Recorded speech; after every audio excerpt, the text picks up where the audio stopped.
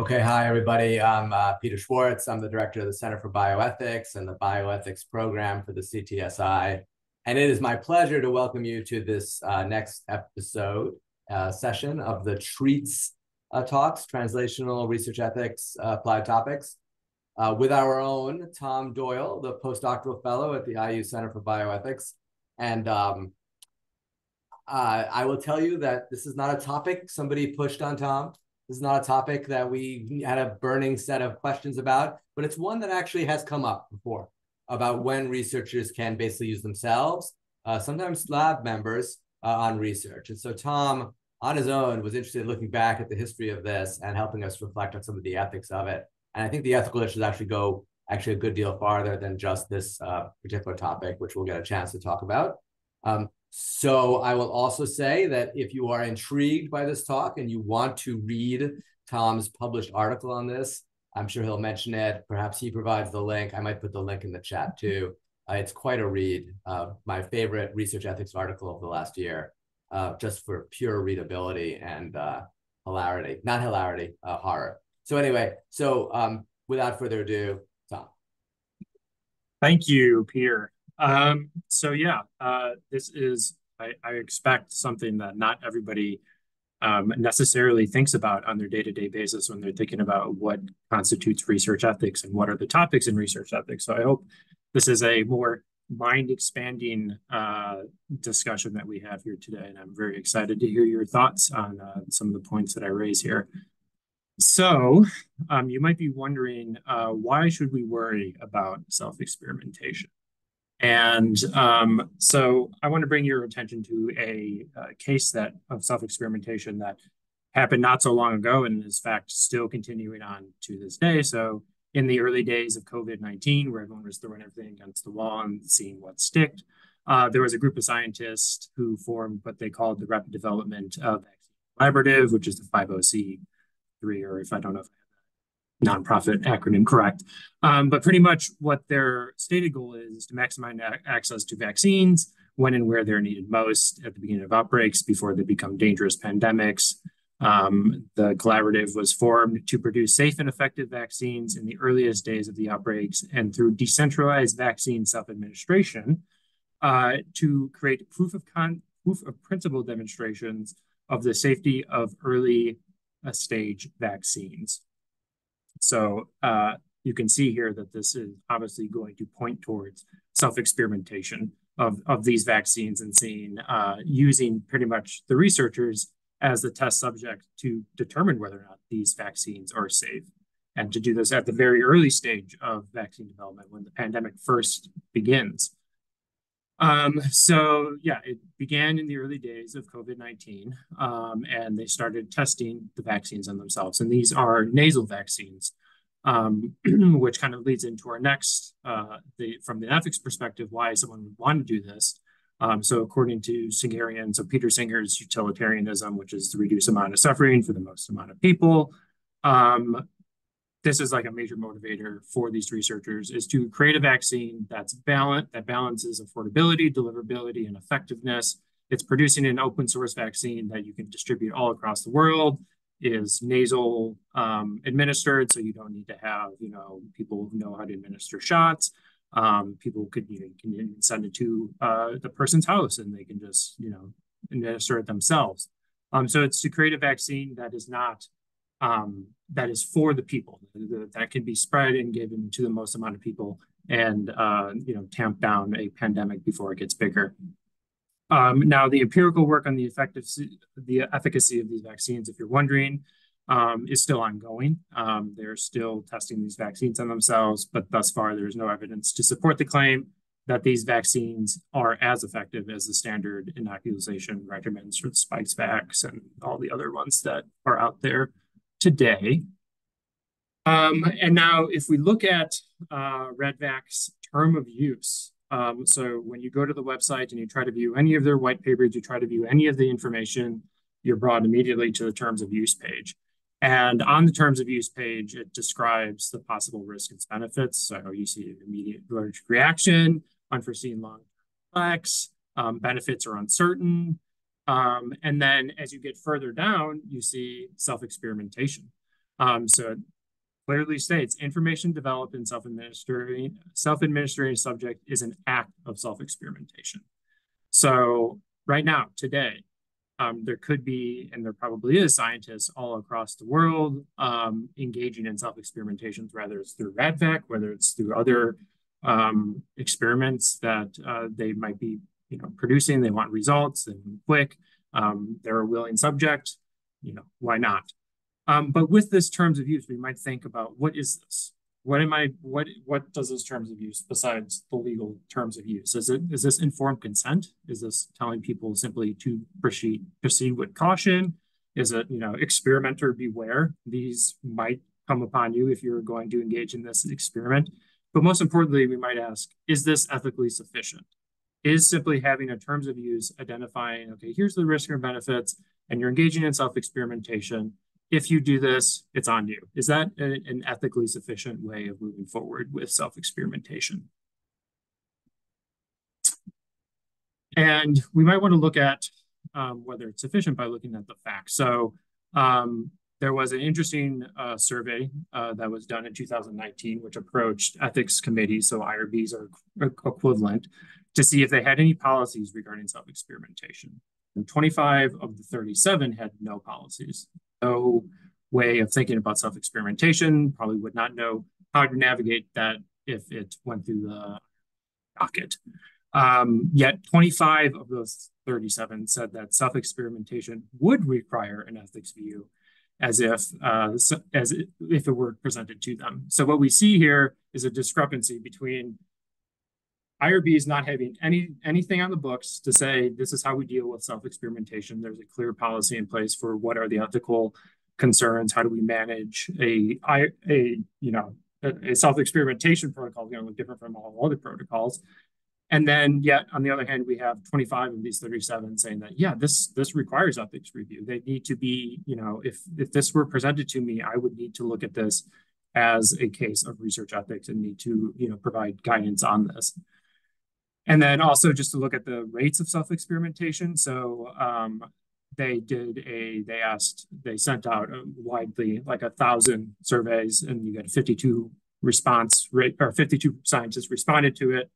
And of those 52 scientists, 27 said that they did engage in self-experimentation, either right now or in the past. And then 27 said no, they didn't. And then of the 26 self-experimenters, less than a fourth got ethics approval prior to the self-experiment. So what this is pointing to is, while regulators may think that it should be regulated, or while ethicists may think that, these things definitely should be regulated from the self-experimenter perspective, it doesn't come into their minds that maybe this might need to go through IRB review. Or why would it need to go through IRB review? Might be a question on their minds. Now, just some general propositions that we can out there. So self-experimentation occurs in our modern research environment. I've showed that through the RADVAC experiments that are still going on. Ethics committees may or may not be equipped to analyze the ethics at play in self-experimentation. And this points to the fact that research ethics are interpersonal rather than intrapersonal, which we'll get to later. Motivating factors behind self-experimentation might also be anti-regulatory. So self-experimenters may not want to disclose that they're engaging in self-experiments. And we have a quote here from Barry Marshall, who I'll talk about later, who remarked, "I didn't really discuss it with my bosses in case they forbade me to do it." So that's kind of the attitude that some self-experimenters may have regarding their experiment. Now, we might look to history to be our teacher here, right? So self-experimentation is not new. It's not something that, just started in 2019. It's something that's been, that has a long and established history. And I'll go over some of the cases with you today, but can that be our way of thinking about the ethics of self-experimentation? Does history offer us any lessons?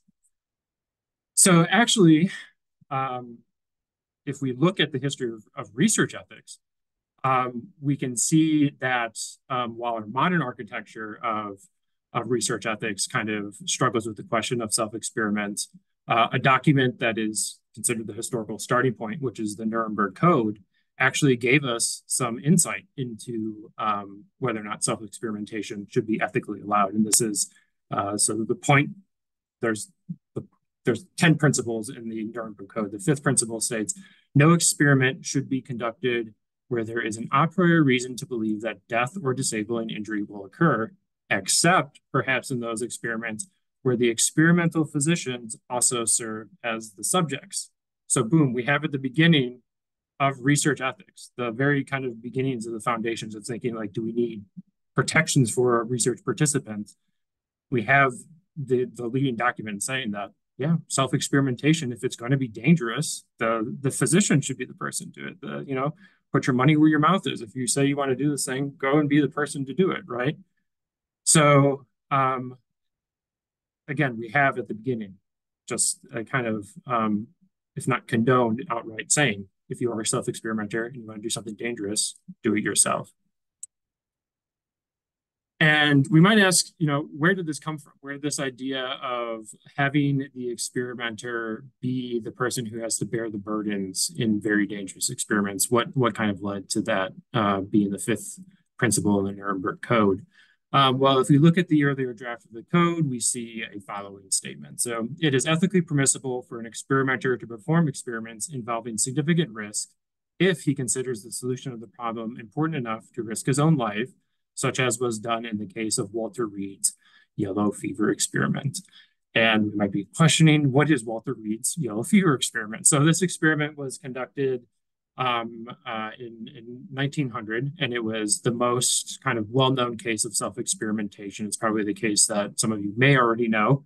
And basically what was happening was that yellow fever was hindering U.S. interests in Cuba during and after the Spanish-American War. In fact, during the Spanish-American War, yellow fever and typhoid fever accounted for more casualties than battlefield deaths.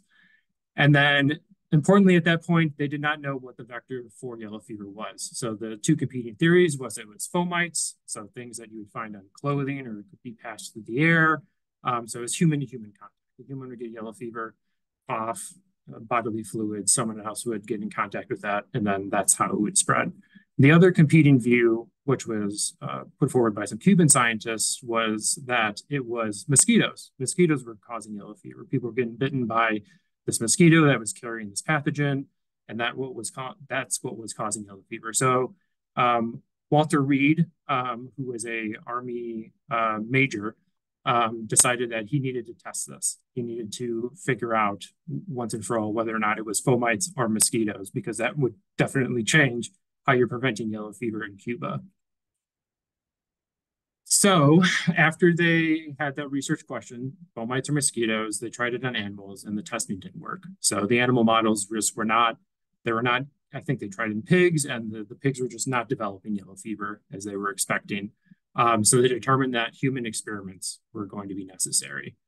And initially there was some persistent ethical worries, and which is interesting from a research history of research ethics perspective, and also that the Walter Reed experiments also were one of the first cases of informed consent.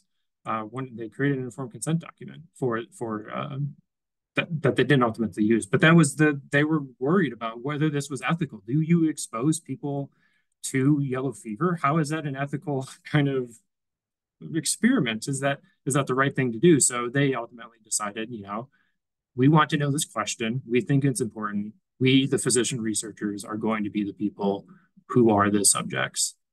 So Reed left Cuba, and he had other stuff to do stateside.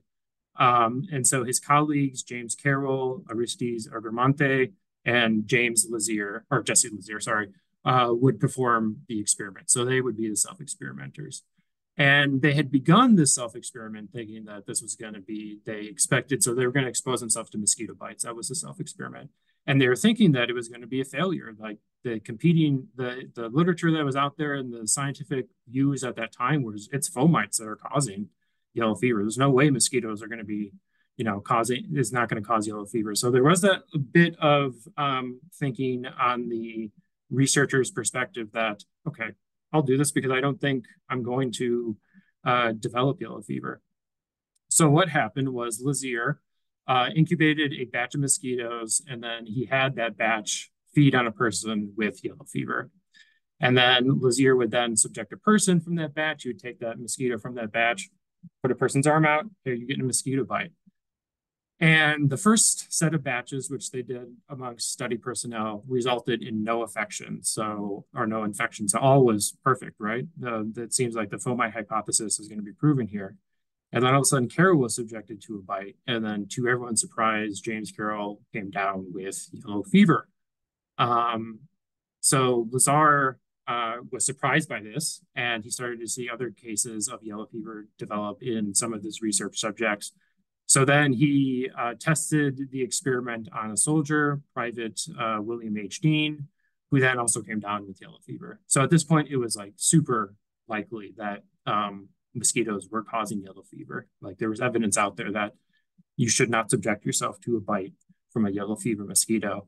And then in a murky set of circumstances, Lazier, who either by accident, he was handling a mosquito, and either by accident, he allowed himself to be bitten by a mosquito, or he intentionally allowed himself to be bitten by a mosquito. But anyways, it happened, right? He exposed himself to the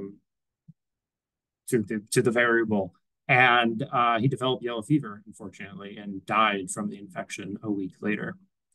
And so Lazier's case here is the Walter Reed yellow fever experiment. It's a case of someone who knew that death was a possibility and ultimately died from their experiment, but decided to engage in the self-experimentation anyways.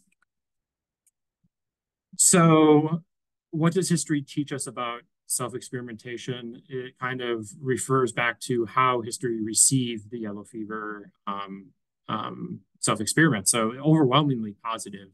Folks thought that what Walter Reed had done and what his study team had done was an act of bravery.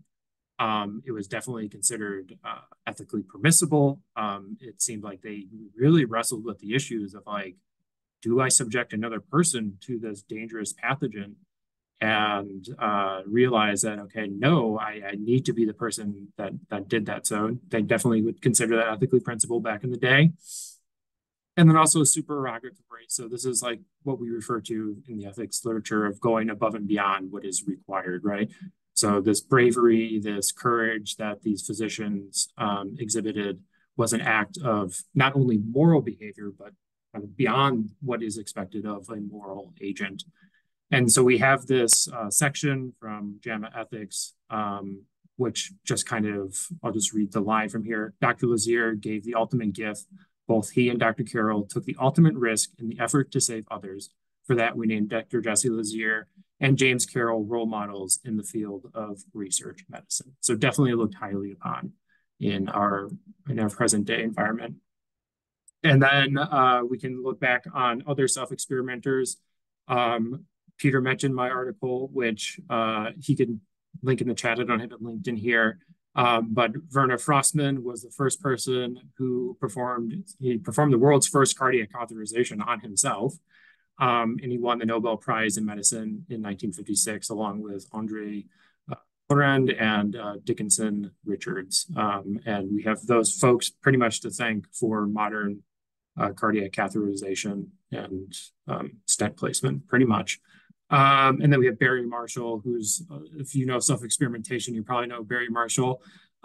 He discovered that the H. pylori bacterium was responsible for peptic ulcers in certain instances of stomach cancer by swallowing a huge amount of H. pylori and measuring its effects on himself. And he won the Nobel Prize in physiology or medicine along with his longtime research collaborator, Robin Moore, in 2005. So the historical takeaway, if we just look at history, self-experimentation is a praiseworthy endeavor that presents one's devotions to science and to the common good. In the most dangerous experiments, self-experimenters should be the ones to go first. And self-experimentation may be a necessary part of medical progress, as some experiments that further understanding are too dangerous to expose another person to. So it may be the case that the historical takeaway is we need self-experimentation. We need folks to be willing to engage in these dangerous experiments in order to progress medicine and stretch beyond what we thought was possible. It's necessary for innovation, one might say. Now, do we have reasons to pause regarding self-experimentation? Are there ethically worrisome concerns that we might have regarding self-experimentation? So if we look at the kind of general approach to research ethics, we turn to our principles that are established for us by the Declaration of Helsinki, by the Belmont Report, by the Common Rule, all of the types of stuff that go into research ethics and regulation. But the problem is in self-experimentation, these principles simply do not map. I mean, besides the one-off of the Nuremberg Code, Principle 5, the Declaration of Helsinki and the Belmont Report are written in responses to atrocities committed against other people. So we have Tuskegee, the Belmont Report, as a response to Tuskegee, where you have a distance between the researcher and the subject, right? And then the Nuremberg Code, of course, the atrocities of the Holocaust, where you have the distance between Nazi physicians and the prisoners of the concentration camps. And so these codes and these principles are written as a interpersonal ethics, the relationships between two persons. They're not an intrapersonal ethics, a relationship from person to themselves. And then if we look at informed consent, which kind of rules the day as far as our modern kind of research environment goes, who better to consent and be informed about what is going on in the research environment than the person who designed the experiment themselves? An assessment of risk and benefits. Self-experimenter, insofar as they value their own life, would want a favorable risk-benefits ratio, or in the very least, they would accept, if they know that they're doing a dangerous experiment, they're saying, I accept these risks and I'm willing to make that sacrifice for science or for the good of those around me. And then selection of subjects, which is kind of the justice side of things, which sometimes it's an important part of things, but sometimes gets left out. There's only one subject in self-experimentation, right? It's only one person. And so the questions of vulnerable populations would usually subside within self-experimentation. So it looks like our principles cannot save us here. So what else about modern research ethics might cause one to pause regarding self-experimentations? Well, we might think about human dignity in research. So foundational to research ethics is the notion that human beings have an inalienable and inherent value, which we just refer to as dignity. And then violating or betraying a person's dignity is necessarily and usually always referred to as unethical. So this comes with the means end distinction that we talk about in the research literature. So using a person as a means, so that's something that doesn't have its value yet realized, is of course unethical, because a person is a thing that has inherent value. So you need to respect a person. Respecting a person means respecting their dignity and not using them as an end. People have an inherent value. You don't use a person as something whose value needs to be realized. And we might think that some self-experiments may actually betray a sense of self-dignity. It could be the case that there could be self-experiments that are designed or conducted in a way that don't respect due dignity towards oneself as a person. So in cases where someone just says, I need some subject to do this dangerous experiment on, it might as well be me.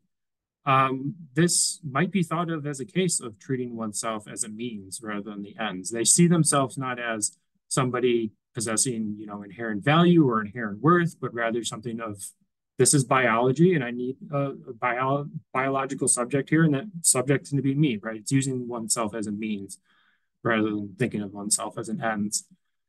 Another way we might think of this is, if someone feels morally or ethically uncomfortable doing something to another person, and then deciding, okay, well, if I feel uncomfortable doing it to another person, I'll just do it to myself. We might think about what that says about that action, right? We might think that the reason why they don't do it to that other person is because it's undignified. It makes that person into a means, or it doesn't respect their value as a person. And so if that's the case, that you wouldn't do it to another person, why would it make it okay for them to do it to yourself? You yourself are a person. And so we might think about maybe there is a bit of a conflict within the dignity aspect and engaging in self-experimentation. There may be some cases of self-experimentation which are undignified And regardless of if the person agrees to do that experiment for themselves, it may be still something that does not reflect human dignity. And also we have the problem of bypassing oversight, which may cause another reason to be concerned. So ethics oversight, in my opinion, it's important and valuable. So ensuring that research takes place and places proper focus and attention on research design so that the subsequent research is conducted in a safe and ethical manner is important, right? So that's the reason why we have IRBs, is to make sure that researchers are realizing through their research design, through the carrying out of their experiments, that they are making sure that those are safe and ethical. Self-experimenters who may not, and even those who are aware of standard ethical principles, may think that they are exempt from oversight because it doesn't involve another person. So they may think to themselves, I don't need to do IRB approval. It's only me. So why would I need to go through that trouble? But then this necessarily means that the research that they conduct on themselves lacks that benefit that the IRB can provide to researchers, right? The IRB can say to folks, this is unethical for X, Y, and Z reasons. These are things that you need to address for X, Y, or Z reasons. And so by bypassing oversight, we might think that self-experimenters might be causing themselves to be exposed to undue harm or not generally reap the benefits of having another set of eyes on what you're about to do to yourself. So what's next? What do we take away from all that's been said, and how do we go into the future dealing with self-experimentations? So one way that I think our modern research environment might deal with self-experimentation is to actively think about how do we provide oversight for self-experimenters. So currently, self-experimentation is a highly stigmatized activity. So I would imagine most self-experimenters would have a problem going into a room full of their peers and admitting, hey, I took blood from myself and was testing this medicine on myself. Like, that's just not something that you would do and not expect to be taken seriously. And so the result of this is a lot of the stigmatization of self-experiment results in self-experimenters wanting to conduct what they do in secret. It needs to be something that I don't tell anybody about. I'm going to do it, but I'm not going to say anything. And so this secretive MO could necessarily be dangerous for self-experimenters, right? They may not, may think it's stigmatized. It's something that's like less dignified. It's not something that, I should do. And so they may think, okay, I'm just not going to tell anybody. And that's dangerous, right? That could cause unnecessary dangers that don't need to be there. So if there were to be an IRB review or some type of ethical equivalent of an IRB, where you have another set of eyes looking over the research protocols that the self-experimenter is going to do on themselves, it would necessarily, for one, cause the self-experimenter to think about, the unforeseen harms that could come of it. Think about proper planning for the contingencies that could happen during the self-experiment, and then also whether or not their research design could be tweaked or improved to mitigate safety or risks. And then another way that we might think about approaching self-experimentation within the future is regarding the reintroducing of dignity in our kind of modern research environment. So our current research environment, and importantly so, is dominated by the principle of autonomy, and this is seen necessarily through a focus on informed consent. Self-experimentation, however, kind of stretches this notion of informed consent and autonomy to its logical limits, which is bodily autonomy. The self-experimenter is basically saying, it's my body, my choice, I'm the subject, this is my experiment, keep your hands off. But the core question is, and I think it's one that folks need to wrestle with, is does this hands-off approach necessarily and sufficiently respect the researcher's autonomy? So is it possible to strike a balance between respecting a researcher's bodily autonomy, the right to do what they want with their bodies, as well as preserve a researcher's duty to properly value or conceive of themselves as a research subject? I think that's one question that gets brought up so often in these self-experiments. And then if you were to read my piece, I think it's one question that going through the article, it's an important thing to keep in mind and to wrestle with. And I do not have an answer for this question, right? This is a very kind of open-ended in the future question. And so those are my references. And so I'm very excited to hear what folks think about anything that I have brought up, and in particular, if you have any suggestions for this core question here, that would also be insightful as well.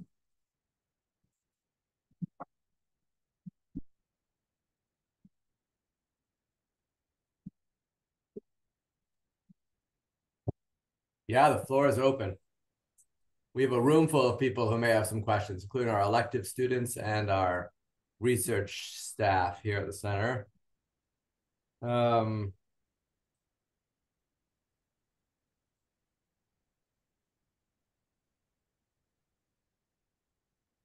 I just ask one question, sort of a simple factual question? You said 50 researchers said they had, 52 researchers responded to that survey. 26 said they had carried out research on themselves. You implied maybe it was sent to a lot more people than who responded. I mean, it was 1,000 people who got the survey, and only 50 responded, and 26 of those. Or do you have any idea what the total N was of the survey? So yeah, so they sent it to the National Academy of Sciences and the equivalent of those in Europe, and it was thousands. Yeah, so it was in the thousands that they sent it off to, and their response rate of the 52 was, not, it's good enough for 1,000. Any sense of what they were doing to themselves? Like, was there a spot? Like, can you say what it was? No. Yeah, I think the authors did break it down into whether or not the self-experimenters thought that what they were doing was particularly dangerous, and there was a portion of that 26 who thought that what they were doing was particularly dangerous. Yeah, there was so they did break it down into, particularly dangerous to like not so harmful, to like, minimal risk or something like that. So yeah, there was a range they were able to capture of what they thought was being done to themselves. Wow. Tom, this is Stan Spinola. I'll confess that I'm a self-experimenter. And I think the summary you gave here is, I think it's a very fair and insightful summary on the issues. So in 1992, I started a series of human challenge experiments with a bacteria called Haemophilus ducreyi, which was a skin pathogen. And the reason why we started the experiments was because the infection that it caused was highly associated with HIV transmission. And we didn't know anything about what the bacteria did in humans, because you couldn't biopsy people who had genital ulcers due to H. ducreyi, because that would be not in the patient's interest and extremely painful on top of an already painful disease. There had been experiments done in the 40s, experimentally infecting people with H. ducreyi, but those experiments were done on prisoners. They weren't very well described. And another fly in the ointment was when the type strain of H. ducreyi was finally established in 1975. Two of the three bacteria that were alleged to be type strains turned out to be not gram-negative organisms. They were gram-positive, and H. ducreyi is gram-negative. So it was unclear what the people in the 40s had been infected with. So I think self-experimentation generally occurs in groups because you need to have more than one person. So we asked for IRB permission to first infect faculty members with the bacteria on the arm. And we could theoretically describe what we thought was going to happen. And the IRB at State University of New York at Buffalo viewed the infection to be minimal risk because we were only going to allow it to progress to where the organism caused a small pustule. And so we did infect 4 faculty members to start out with. And I can say our initial informed consent statement was 7 pages, double spaced. And then when I moved here, due to the fact that we could now describe what actually happened when you got infected, we could actually describe what somebody would feel and what the outcome would be. Essentially, the informed consent statement became 7 pages, single spaced. So much more detail in it. I think an important point that you made is that self-experimentation needs to be IRB approved. And I don't think that under any circumstances should anyone self-experiment without IRB approval, because if the experiment is likely to cause sufficient or is likely to lead to significant morbidity or cause mortality, it probably shouldn't be done, and the IRB is not going to approve it. So I think you do need the IRB to weigh in on whether or not the self-experimentation would cause the volunteer harm. And, you know, and then other practical things is that if you report, you can't report human subjects research without IRB approval. So if the intent is to publish things, then from a practical viewpoint, you wouldn't meet the criteria that most journals have for publishing data without IRB approval.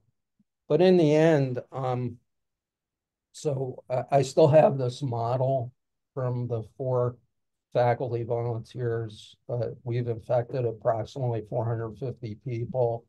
I participated in the model 3 times because I was trying out a couple different things in the model. And if I wanted to try something out, I thought I should try it out on myself first to see what it was really like. And I had IRB approval each time I did that. And I think the volunteers from my studies are reassured by the fact that now in the informed consent statement, there's a statement that says that I've done this 3 times and haven't had any, you know, long-term ill effects. So I think the presentation you gave here was quite balanced, and I like to emphasize that I think IRB approval is critical.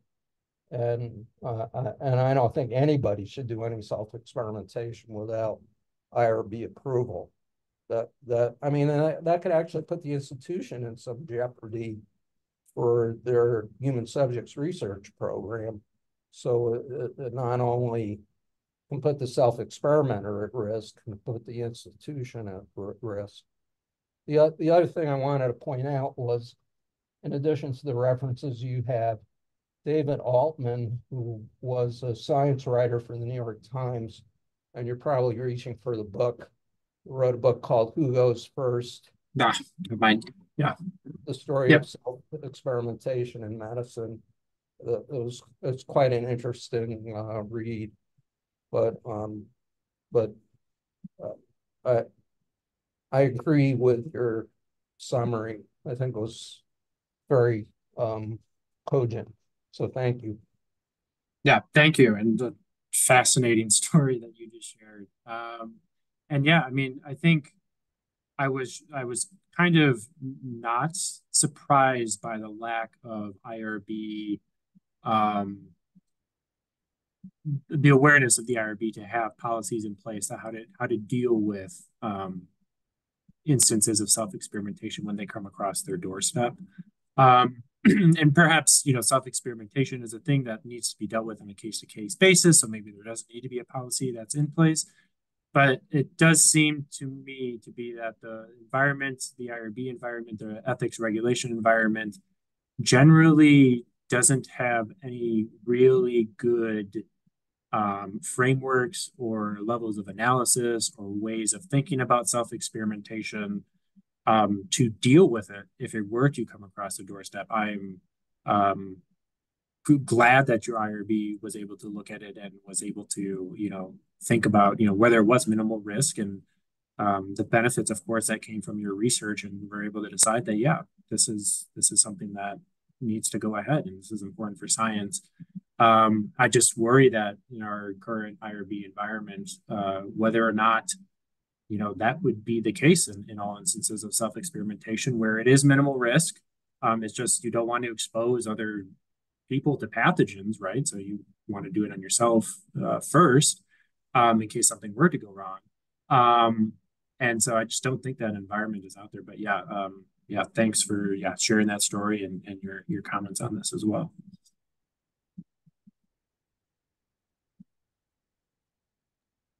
Colin, I saw your hand up earlier. I don't know if you wanted still to ask a question. Yeah, I did want to ask a question. I wrote it down, so I have to go back. Some of it was already covered. Like one of the things I wanted to ask about, Tom, was the risk benefits kind of portion of this in determining things. I know a lot of people practice things on themselves, like say intubation, and I wonder, that's not exactly the same thing as experimentation, but maybe we could start with something like that, especially for pedagogical purposes. And then I have a follow-up if we have time, but I also don't have to ask that question. Okay, so the first question is more about the risk, kind of the risk benefit ratio and how that kind of works out in the case of self-experimentation. Yeah, and maybe not even so much the risk benefit, but just the risk period. And then also maybe comparing, contrasting research for kind of generalizable knowledge versus the experimentation stuff or like the self-practice stuff for pedagogical purposes. Yeah. So as far as the risk goes, I'm certainly of the mind that there does come a limit within self-experimentation where researchers, there is a certain level of risk that even it's not responsible to allow somebody to engage in a certain self-experiment if it was automatically 100% evident or very statistically likely that they would suffer grave irreversible harm or death. That is just my kind of personal maybe expectation, and it's just maybe something ingrained within my kind of own ethical reflection on the subject. So I think that there is a limit to the risk that the self-experimentator should be allowed to take on. So maybe I'm contrary to what the Nuremberg Code is saying there when they do say, if it's of grave irreversible injury, then the self-experimenter should be the person to do it. I think, so that's kind of how I would approach risk. I mean, Colin and I have talked about this before. I kind of come from this dignity perspective that I just can't shake off from myself, where I think there is something inherently valuable about human persons and what should be allowed for a human person to engage in. And there comes a limit for me in my perspective, in my ethical viewpoint. I would say, as far as the pedagogical cases of people who intubate themselves or people who want to know what it's like to, undergo a certain certain treatment or what have you. I think those are interesting cases because it's not so far as trying to expose oneself to a it's not the furthering of science, right? It's the furthering of one's experience to better understand what it is like to go through that, whether to improve patient care, whether to understand, how to do what you're doing better. I would consider those cases, whether those, I mean, I'm just thinking whether those would need IRB approval or need the same kind of expectation of like, generalizable data gathering. I think that those would kind of be probably more in the line of, a personal practice and a kind of almost, I want to call it quality improvement, which does not have to go through IRB. But I kind of feel like those are cases in which the experiment is kind of something that's already been done before. It's already proven to be, safe and effective, and it's a treatment that people receive. So going through that, it's almost a case of I want to build experience rather than I want to generalize my knowledge about it. I don't know if that answered your question, or if you wanted to offer pushback about the dignity side, or yeah. I mean, it definitely answered the question. It does, I think, raise another question about why is producing generalizable knowledge somehow a relevant variable in determining the ethics of this. But the dignity thing too, I don't know if you have a quick answer to this, but I was just wondering during your talk why the dignity for you relies so heavily on some kind of a notion of bodily coherence, or like some kind of idealized, or maybe like idealized bodily coherence, rather than dignity being something that is maybe a mental pursuit. Does that make sense? Why this is seen as a violation of dignity because it, in quotes, violates the body, even though this might be very dignified in terms of the pursuit of like right. pursuits of the mind. Yeah, it's mentally fulfilling for these self-experimenters to finally do the experiment in some cases. And I think I don't know if it's so much as far as like, the body, there's a term for it, but I don't know. You use coherence, but I don't think it's so much about the fact that it's being done to one's body as much as it is the action is representative of something that is something that you wouldn't do against another person. So it's almost abstract, I think, in my mind, if that makes sense.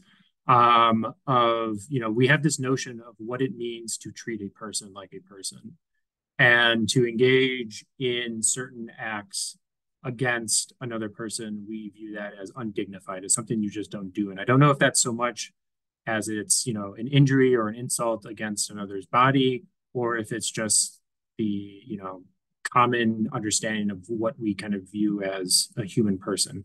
Now we have you, Tom. We have you. Wait, go finish if you want. I got a challenge though. I'm gonna pick up Colin's line. Yeah, Peter's got a challenge. This notion of and whether or not that action is representative of dignified action towards a person. See, so I don't know. Yeah. Colin led you down a dark alley, and now I'm beating you on the head, which I would not do to myself, but I would do to you, just so you know. So here you go. So it's unethical there's, you may know, there's a line of awards called the Carnegie Awards, where if you leave a position of safety and go out and say, at risk of your own life and limb, serious risk, and save another person or try to save another person who's in a position of life-threatening danger, the Carnegie Foundation will send you $5,000 roughly if it's documented. They have like thousands of documented cases of this. And I assume what you're saying is this is unethical behavior, not just to do it, but to reward it. People who would sacrifice themselves or take a risk of sacrificing themselves in order to save somebody else is actually a failure of human dignity, not, as Colin suggested, the highest form of human dignity to which people like me can't even aspire to. I think I would push back on that a bit. So I think if I'm understanding myself correctly, I think there is a distinction to be made with examples in which it seems like it is almost of one's kind of, I mean, I don't want to say duty, but it sounds like the Carnegie Awards are cases in which somebody is engaging in an action where it seems, they risk their own life or limb. And that leads me to think more along the lines of a deontological duty, that you have a duty in that situation to not think about the consequences of what may become of you, but this is what you as a person would need to do for this other person. You see this value in this being, and I need to save this being from this terrible crisis. In self-experimentation, I think there are cases in which there is something about the fact that you would not do this to another person, that you would not subject another person to what you are about to do to yourself, that is distinct from, I am going to go save this person from this burning building, and I'll be damned if I burned too. There is something about, there's a critical reflection that I think some self-experimenters might face, where it's like, I probably should not do this to another person. And I'm going to do it to myself because I shouldn't be doing this to other people. And this is why I think an IRB might be the channel to go through to decide, is this the dignified thing to do to another person? I think some people struggle with knowing whether or not it is. Okay, so we've had our fun. Other people with questions. I see Nick is on camera. I don't know if he's got a question, or anybody in the room, or anything else. Do you coming off, because it is a funny thing with the IRB, right? That you cannot do. I mean, not funny. It's actually a occasionally commented upon fact of research ethics, that you cannot do research which would subject the person involved to high risk of death, or severe severe morbidity. You just cannot do it. Informed consent, So what you're saying, Tom, the cases may not be actually that, or it sounds like they did separate them, but it seems like a wise limitation, and actually sometimes it's important to remember it, but also that's and there may be cases. I had said, and this is why this is still an evolving idea or project in my head. I had said that, I kind of draw a line where it's like, if it's clearly the case that the researcher is probably going to, suffer irreversible injury, then maybe the researcher shouldn't be able to do that. But I can also see from the perspective of, if you're in a pandemic and you have death rates of like 70% of infection from this pathogen, is it okay for you to now, do some self-experiments? Like, the conditions also, I think, definitely change one's duty to the situation. So even myself gets moved off of my deontological. Philosophers are now happy because this is complicated. Excellent, Tom. Nick. Sure. So we've talked a little about researchers experimenting on themselves to help others, but what about self-proclaimed biohackers who are researching on themselves for direct personal benefit? Oh. Right. Yeah, the extra piece of the puzzle, the route that I didn't want to go down. Yeah, as I was thinking about putting together this presentation, I was like, do I start with CRISPR and what folks can now do with, changing all sorts of stuff through CRISPR? What do I want to say about this? And this kind of gets to the Colin's point about dignity. I don't know. I really struggle with thinking about, is it a dignifying activity to engage in the self-experiment? Because there's so much with self-experimentation as well. There's all these kind of questions about personal identity and what does it mean for you to do a self-experiment, and why would you want to do a self-experiment? There's so much rich philosophical stuff out there. And I honestly, Nick, I would have to go and kind of like punt to the fact that all of this stuff about biohacking, I think there's an ethical component to it, but I think it really fits into questions of subjectivity and what are these people trying to change? Why are they trying to change it? What does that tell us about human beings? I know some biohackers refer to themselves as, transhuman, that they think that they may, want to go beyond what it means to be a human being. So these are like interesting philosophical questions that I don't I don't have enough space to think about. If you were to push me into a corner and say, what should we do about biohackers? I would say, they're clearly, a lot of them are very clearly against regulatory agencies and having any regulation upon themselves. But I would say, it's probably prudent and worthwhile for them to, consult with somebody else before they can do a self-experiment. Why not? It would probably better the science that you're doing and allow you to, generalize anything that you're doing. So if you were to push me in a corner, I'd say go ask it, go find somebody to consult with before you do this, an IRB or otherwise. Okay, wonderful. I have put the link in the chat for the Radiolab podcast about the Carnegie Awards to think about altruism. And it's a great option to think, Tom, you've led us through the most important things like limits on research, questions of human dignity, questions of informed consent, and the question of self-sacrifice, the possibility of altruism. I put in the chat a link to a Radiolab podcast.